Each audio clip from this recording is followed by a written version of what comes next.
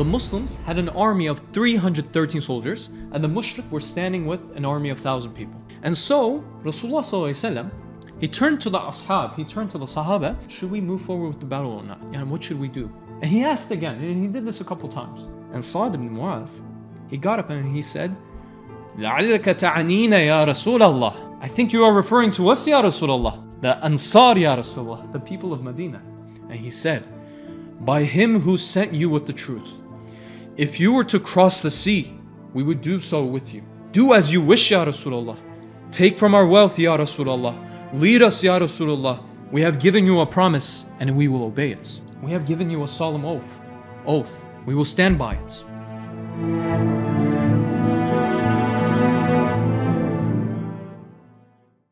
أعوذ بالله من الشيطان الرجيم بسم الله الرحمن الرحيم الحمد لله رب العالمين والصلاة والسلام على سيدنا محمد وعلى آله وصحبه أجمعين سبحانك لا علم لنا إلا ما علمتنا إنك أنت العليم الحكيم سبحانك لا فهم لنا إلا ما فهمتنا إنك أنت الجواد الكريم رب اشرح لي صدري ويسر لي أمري واحلل عقدة من لساني يفقهوا قولي أما بعد. Now today I wanted to talk about a very specific topic, a value of a Muslim, a value a Muslim should have, a characteristic a Muslim should be carrying, to be an honorable Muslim, to be an honorable mu'min.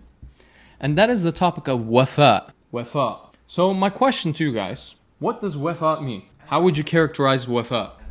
Okay. Well, wafa, as you said, it's similar, Kaira, that we have this connection with someone because of something that we owe to him. A sense of fidelity, a sense of loyalty, in a sense. Is that correct?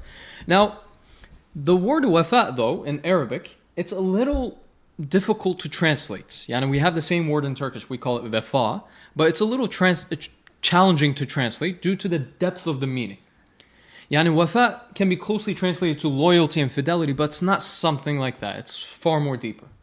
It's far more deeper. So we're going to dive deeper into what wafa means, how it, plays a role in our life as a Muslim, and how the Sahabas were heroes of this characteristic.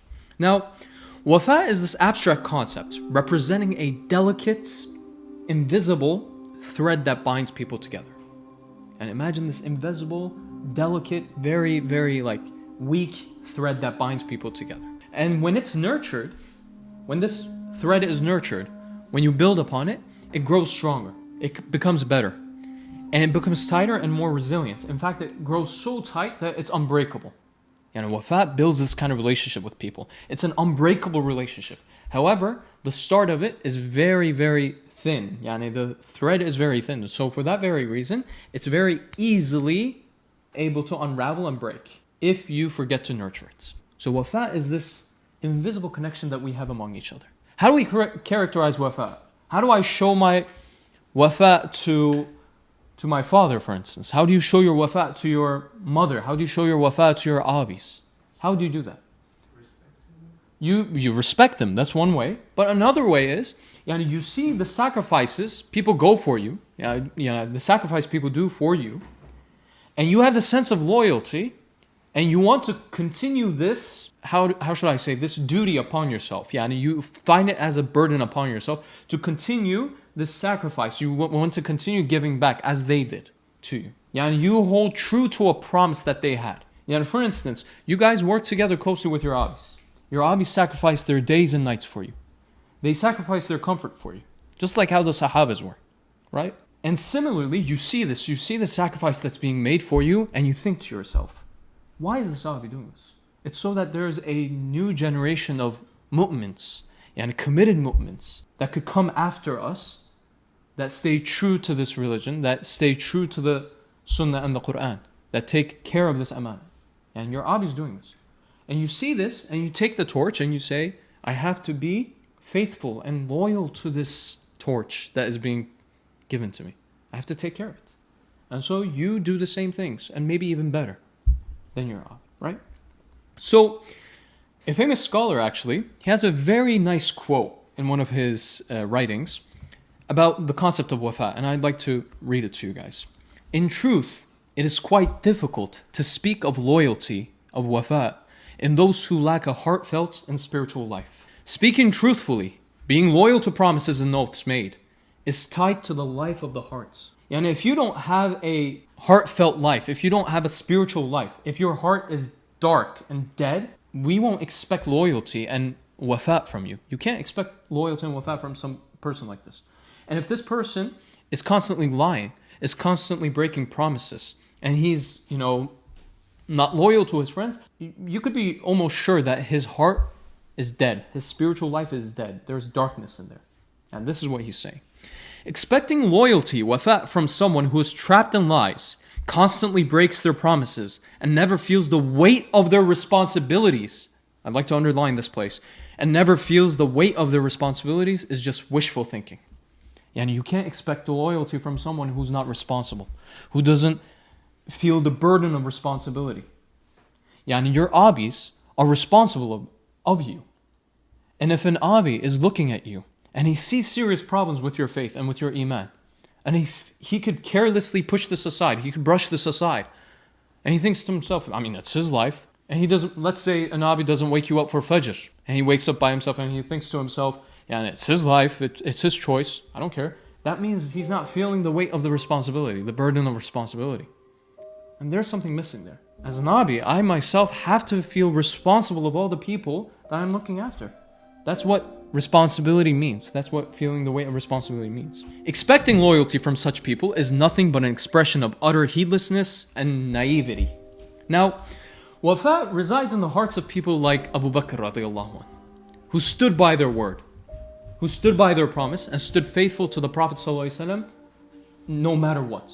All the conditions in this world could be against them. All the sababs, all the reasons of this world could be against him, could be, attacking him. But these Sahaba, they were so loyal, they had so much wafa in their heart that nothing stopped them. And this is because of their strong understanding of the Prophet ﷺ. They understood what he stood for, they understood the message he brought. And for that very reason, they would obey him no matter what. They obeyed the Prophet ﷺ no matter what, because they understood him so well. Now in the Quran, Allah subhanahu wa ta'ala says, من المؤمنين رجال صدقوا ما عاهدوا الله عليه فمنهم من قضى نحبه ومنهم من ينتظر وما بدلوا تبديلا. Among the believers are men who have proven true to what they pledged to Allah. Some of them have fulfilled their pledge with their lives. Others are waiting their turn. They have never changed their commitment in the least. And this is how the Sahabas were honored in the Quran. They stood truthful to their promises, even if death was at the end of it. And for those who haven't passed away yet, for those who haven't died yet, they're still waiting for that uniting with Allah subhanahu wa ta'ala as they're keeping their promises. Never did they back off. Never did they turn their backs.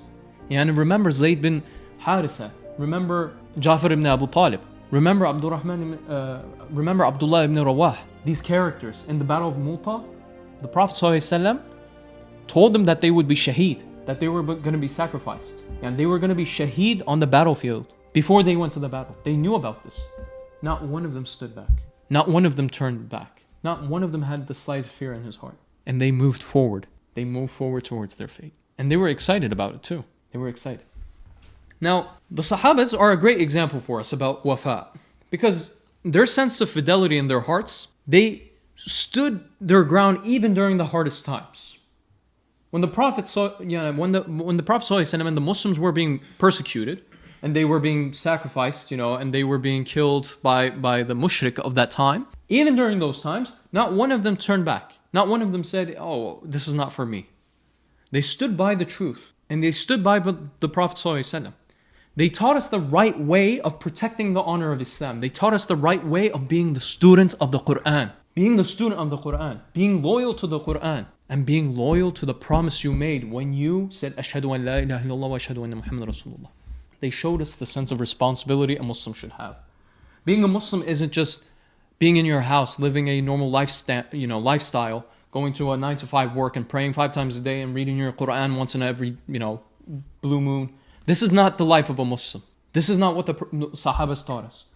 They showed us what it means to be a Muslim by acting on a sense of responsibility. Now, Sa'd ibn Muadth is one of the heroes of Wafa. And today we're going to be talking about Sa'd ibn Muadth. He was such a hero that when he was martyred, when he was shaheed, 70,000 angels came down from the heavens to his janazah, to his funeral. He was one of the most blessed companions of the Prophet ﷺ. In fact, he was the most blessed companion, the most loved, beloved companion from the Ansar.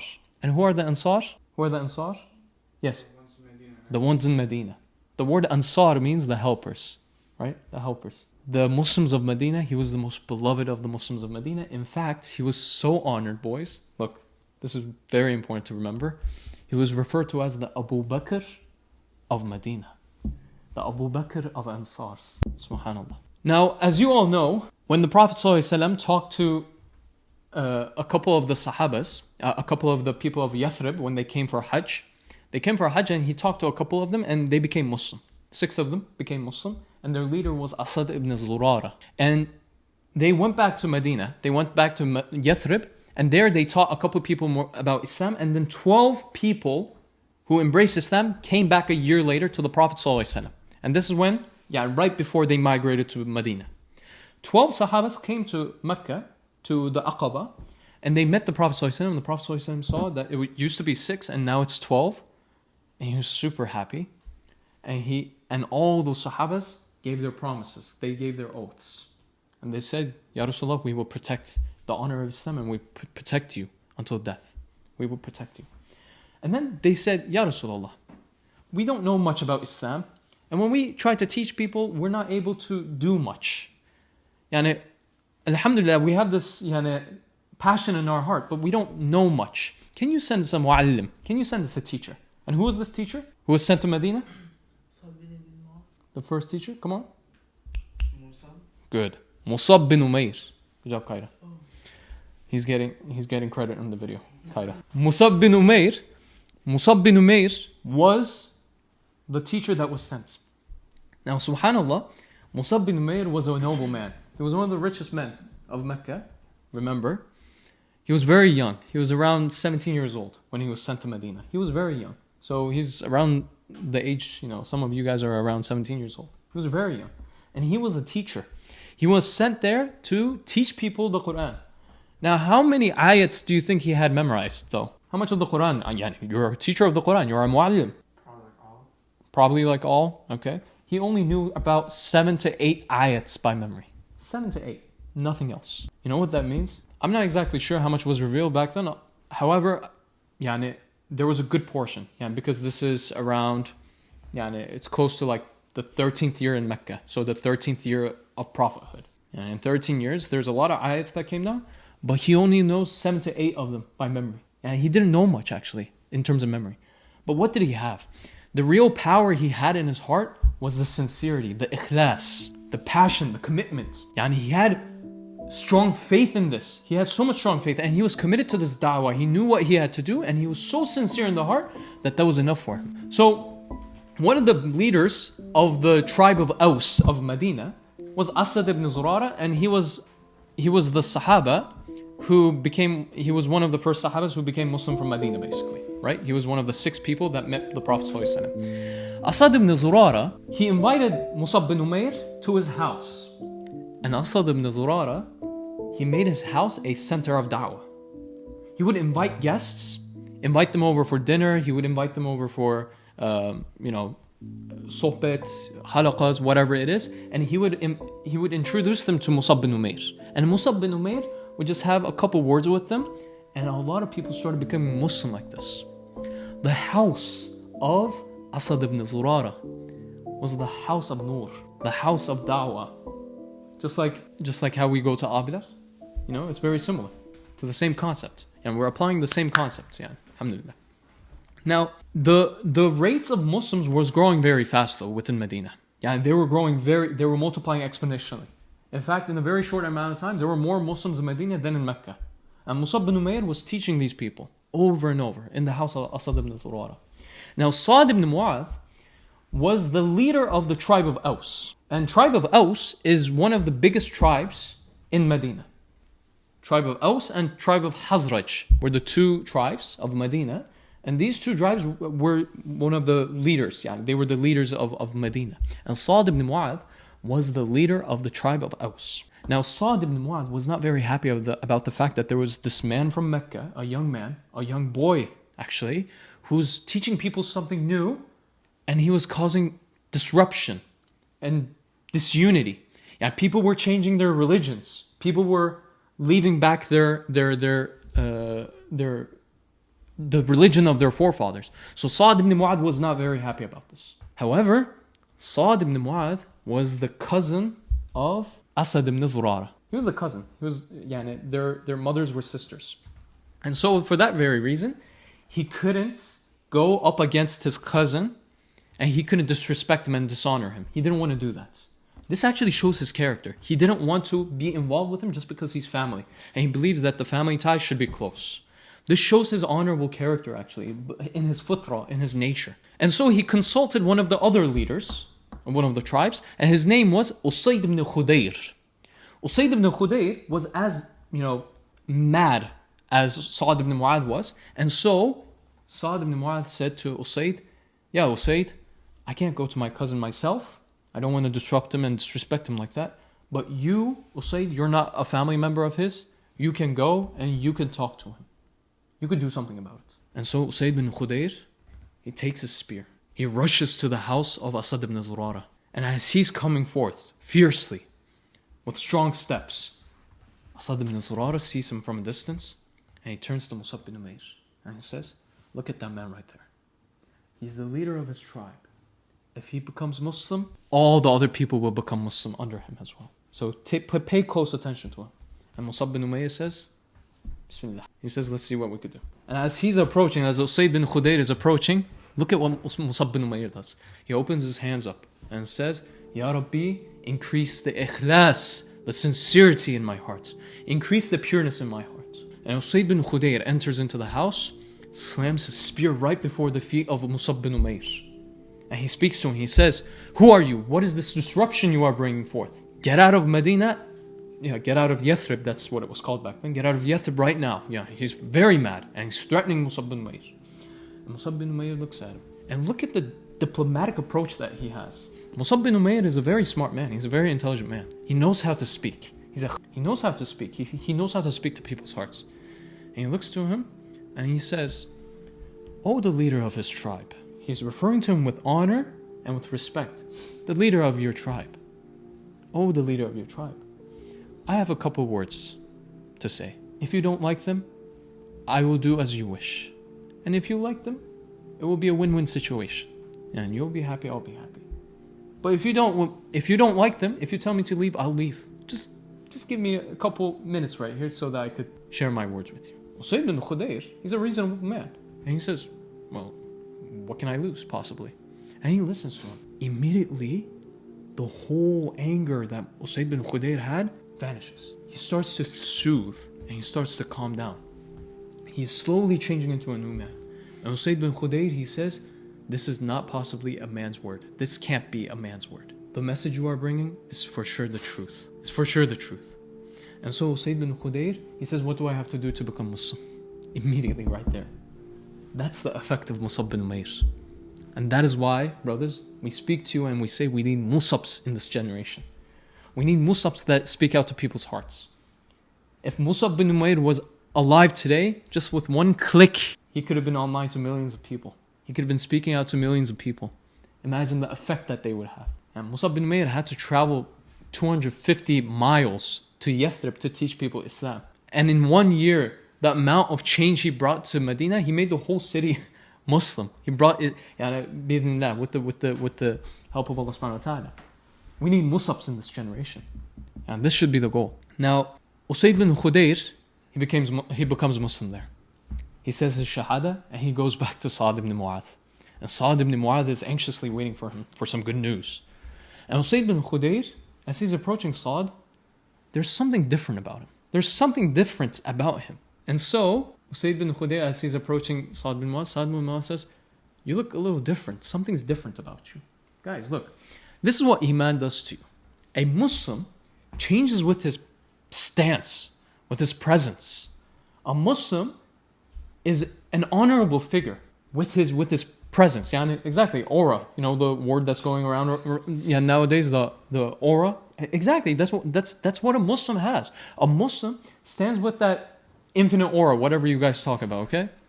And he stands with that dignity, with with that sense of strength. And what does Ustad Sayyid Nursi say? Ustad Sayyid Nursi says, Iman is light and it's strength. It's nur and strength. Whoever has embraced genuine Iman, whoever has embraced genuine faith, can challenge the whole universe. He can stand before any of the people of the universe. Nothing will destroy him. Bidnillah. Now, Sa'd ibn Mu'adh, obviously, he's a little, angry. He's very angry about the fact that Usayd bin Khudayr became a Muslim too. And he says, okay, I have to take matters into my hands. He takes the same spear, heads to Asad ibn Zurara's house, and he does the same exact thing as he threatens Mus'ab bin Umair, and Mus'ab bin Umair replies in the same exact way. He said, I have a couple words to speak to you. I just have a couple words. The aura, of Mus'ab bin Umair, right? Now, Mus'ab bin Umair speaks to Sa'd ibn Mu'adh.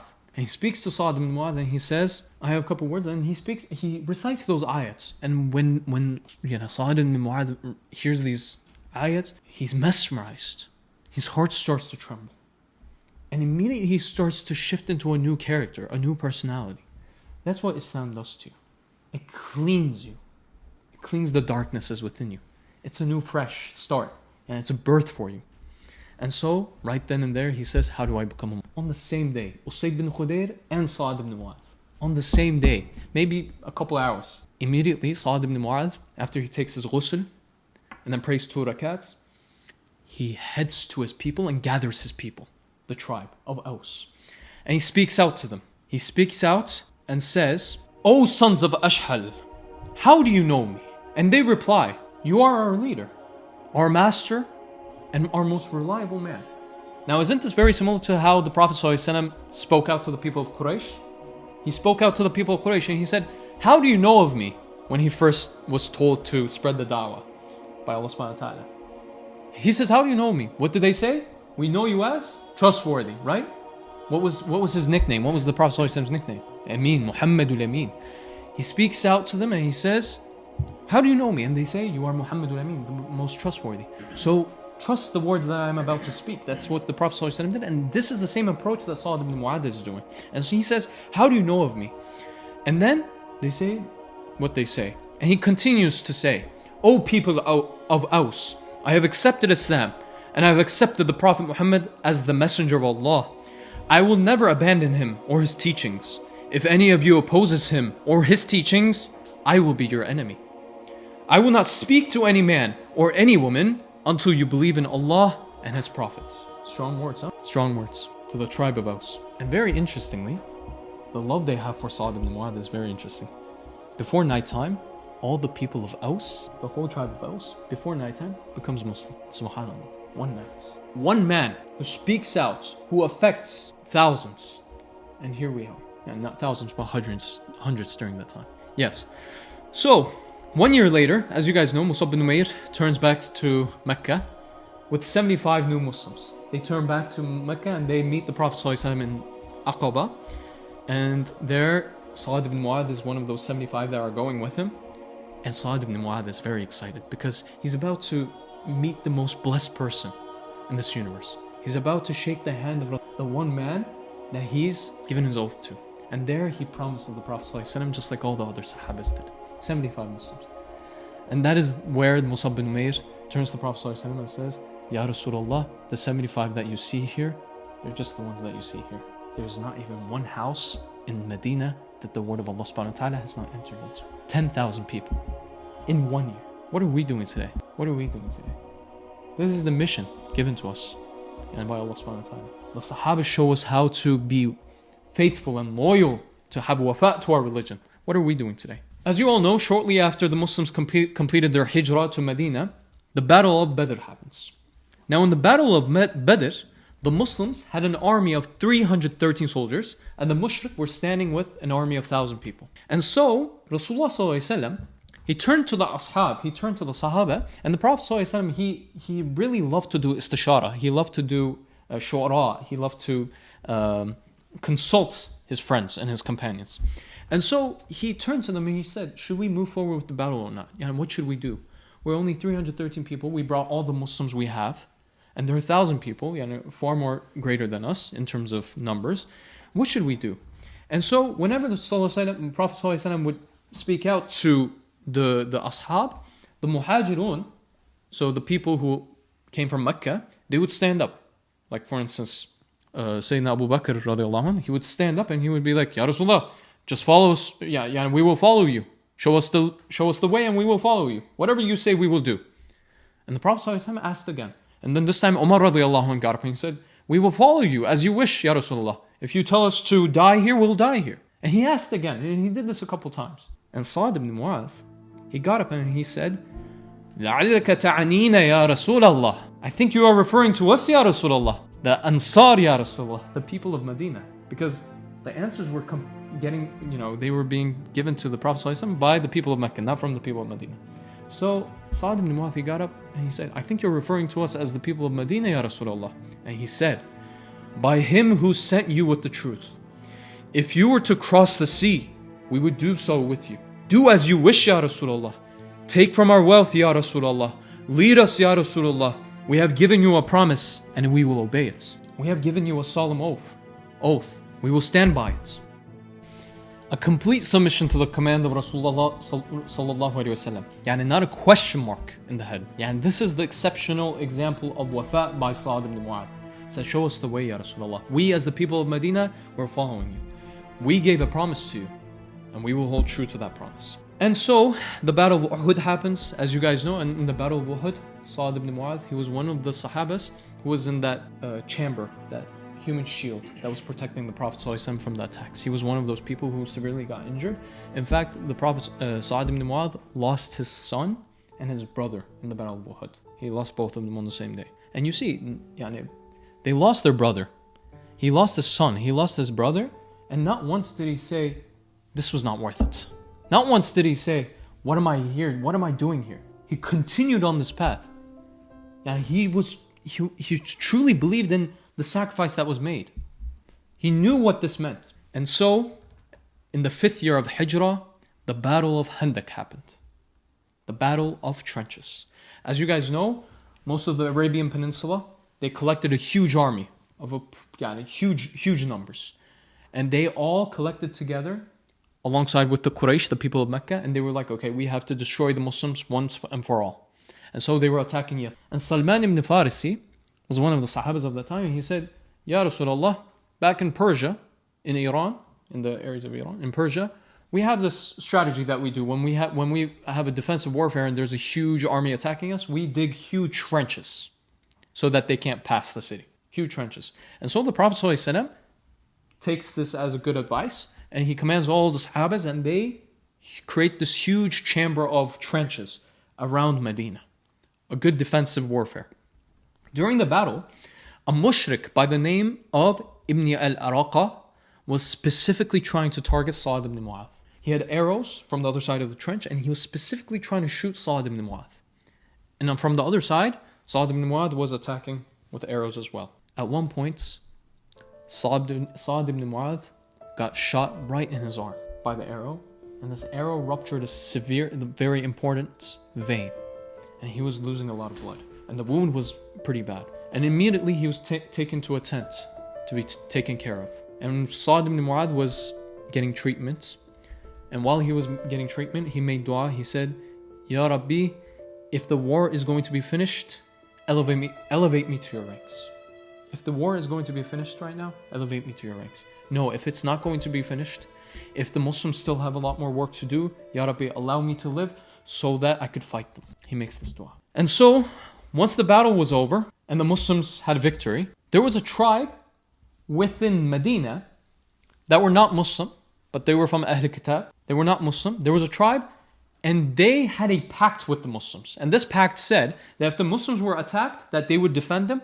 And if this tribe was attacked, the Muslims would defend them. And so, Sa'd ibn Mu'adh was very close with this tribe actually, because from Medina they did a lot of businesses together. So Sa'd ibn Mu'adh was actually telling the Prophet ﷺ that they were a trustworthy tribe. But what happened on the Battle of Khandaq was this tribe betrayed the Muslims. This tribe turned against the Muslims, and they actually armed against the Muslims, and they didn't help them. In fact, they fought against them. And so for that very reason, the Prophet ﷺ collected his army and he went to this tribe. And after they defeated the specific tribe with the army as well, he asked them, he said, how should we judge you?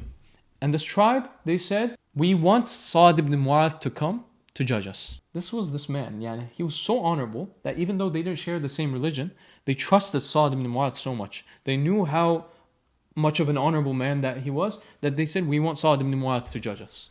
And Sa'd ibn Mu'adh made a very just judgment. Shortly after Sa'd ibn Mu'adh gave his judgments, he went back to his tent, and that is where he gave his last breath because of this severe wound.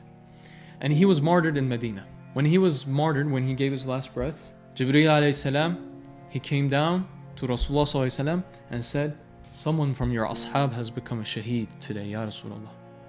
And he has been raised above the ranks. Rasulullah sallallahu alayhi wasallam asked, is it Sa'd ibn Mu'adh? And Rasulullah sallallahu alayhi wasallam started leaving his tent immediately. He started running out of his tent. And he started running towards the tent of Sa'd ibn Mu'adh. And the Sahaba, they were running right behind him. They were trying to catch up to the Prophet ﷺ. And mind you, the Prophet ﷺ was around 54 years old while he was running like that.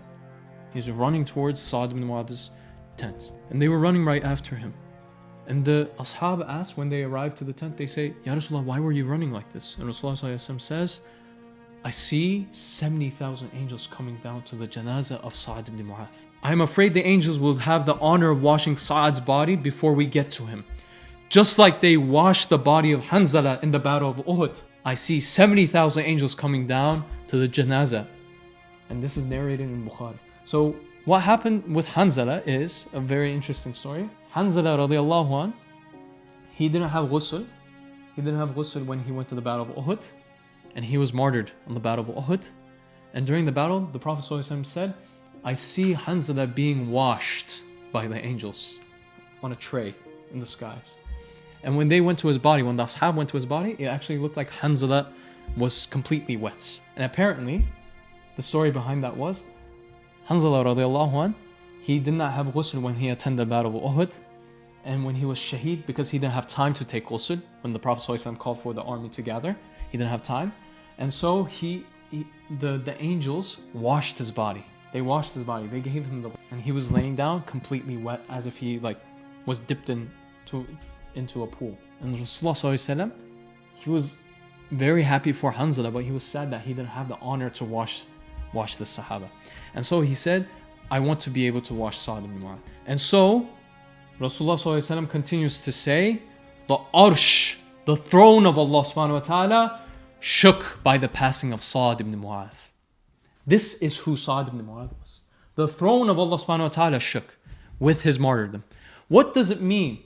What does that mean? What does the shaking of the throne of Allah subhanahu wa ta'ala mean? We have no idea. That is not comprehensible in our small minds. We do not understand what that means exactly. What could we say about this though? We could say that there is an audience up there, and there's Ahlus Samawat, a people of the Samawat, the Shaheeds, the angels, who are watching above like spectators.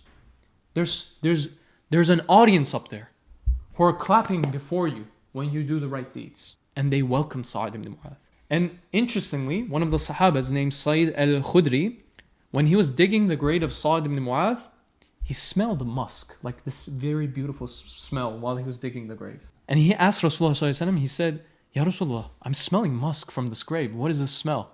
And Rasulullah ﷺ said, that is the smell of Jannah. That's the grave of Sa'd ibn Mu'adh. And just like how there are spectators who were clapping for Sa'd ibn Mu'adh, our question should be, what should we do so that we are remembered in the Ahlus Samawat like Sa'd ibn Mu'adh was?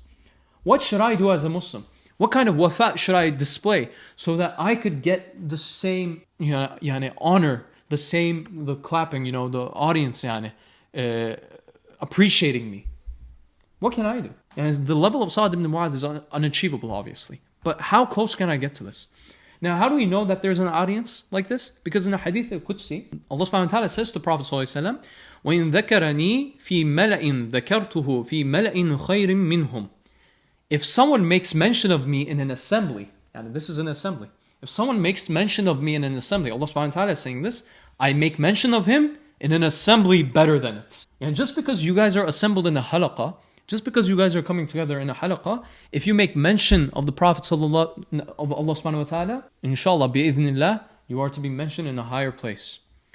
Now, this means that we have an assembly that's watching above us, that is boasting with happiness as we do good deeds. Now, Sa'd ibn Mu'adh, his commitment was so strong that he had understood the Prophet ﷺ to the complete level. And when he took his shahada, when he gave that oath, he was true by it. He lived by it. Because he saw that this was an opportunity. Yani there was a Prophet sent during his time, and this was an opportunity to save his soul, to find eternal happiness. And he didn't deny him.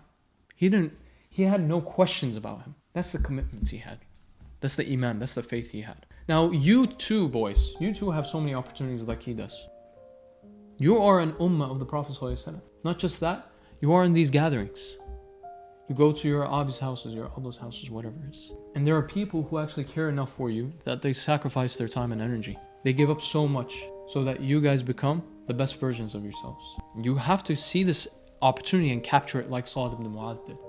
And then you have to stay loyal and truthful to it. If you have the slightest bit of heart, the slightest bit of spirit, you would see a duty upon yourself to take action and to serve the ummah just like the service was done for you. You would show wafa to the da'wah. What a blessed ending he had, Sa'd ibn Mu'adh. And you die as you live, and you will be resurrected as you died. So if you live upon your oath as a Muslim, if you live upon a cause, a mission of da'wah as a Muslim, Allah subhanahu wa ta'ala will resurrect you with an honor that is like that of the Sahabas.